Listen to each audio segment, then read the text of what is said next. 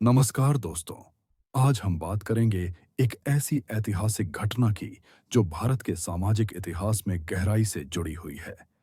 भीमा कोरेगांव की लड़ाई। 1 जनवरी 1818 को पुणे के पास एक छोटे से गांव कोरेगांव भीमा में लड़ी गई ये लड़ाई न केवल ब्रिटिश ईस्ट इंडिया कंपनी और पेशवा बाजीराव द्वितीय की मराठा सेना के बीच का युद्ध थी, बल्कि यह जाति व्यवस्था के खिलाफ प्रतिरोध का प्रतीक बन गई। यह डॉक्यूमेंट्री आपको ले जाएगी उस युद्ध के मैदान में, उसके सामाजिक महत्व में और आज के विवादों तक। यह कहानी है वीरता की, आत्मसम्मान की और संघर्ष की।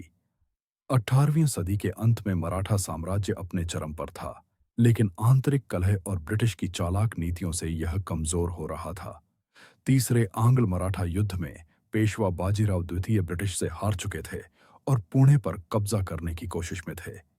31 दिसंबर 1817 की रात को कैप्टन फ्रांसिस स्टॉन्टन के नेतृत्व में ब्रिटिश सेना के लगभग 1834 सैनिक, जिनमें से अधिकांश महार समुदाय के दलित सैनिक थे, शिरूर से कोरेगांव की ओर मार्च कर रहे थे। दूसरी तरफ पेशवा की 28,000 सैनिकों की विशाल सेना थी। 1 जनवरी 1818 की सुबह भीमा नदी के किनारे युद्ध शुरू हुआ।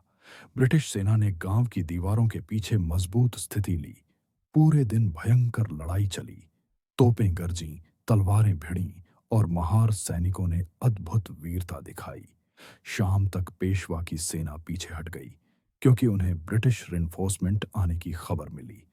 हालांकि दोनों पक्षों को नुकसान हुआ, लेकिन यह ब्रिटिश की रणनीतिक जीत थी जिसने पेशवा शासन का अंत कर दिया। ब्रिटिश ने विजय स्तंभ बनवाया, जिसमें मारे गए सैनिकों के नाम उत्कीर्ण हैं, जिनमें अधिकांश महार सैनिक थे। यह युद्ध क्यों दलितों के लिए इतना महत्वपूर्ण है? क्योंकि पेशवा शासन में महार समुदाय को गंभीर जातीय भेदभाव का सामना करना पड़ता था।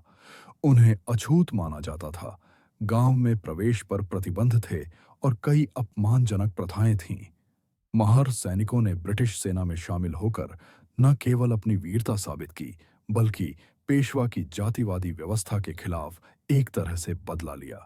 यह लड़ाई दलितों के लिए आत्मसम्मान और प्रतिरोध का प्रतीक बन गई। 1927 में डॉक्टर भीमराव अंबेडकर ने विजय स्तंभ का दौरा किया और कहा, हम हमेशा गुलाम नहीं थे, हम योद्धा समुदाय से हैं। इसके बाद से हर 1 जनवरी को लाखों दलित और अंबेडकरवादी यहाँ एकत्र होते हैं। इसे शौर्य दिवस या विजय दिवस के रूप में मनाते हैं। यह उत्सव दलित गौरव, एकता और जातीय अन्याय के खिलाफ संघर्ष का प्रतीक है। भीमा कोरेगांव आज भी विवादास्पद है।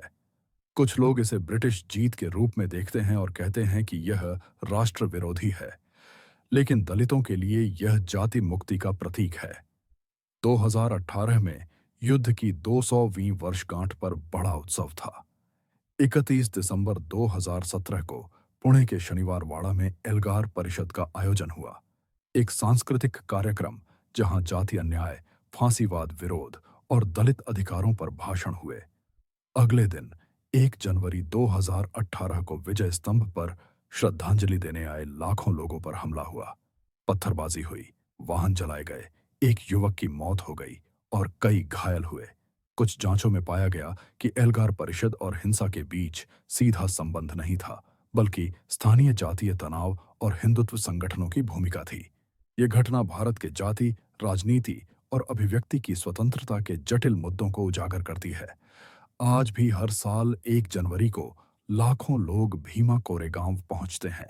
यह उत्सव न केवल इतिहास की याद है, बल्कि समानता, न्याय और संघर्ष की प्रेरणा है।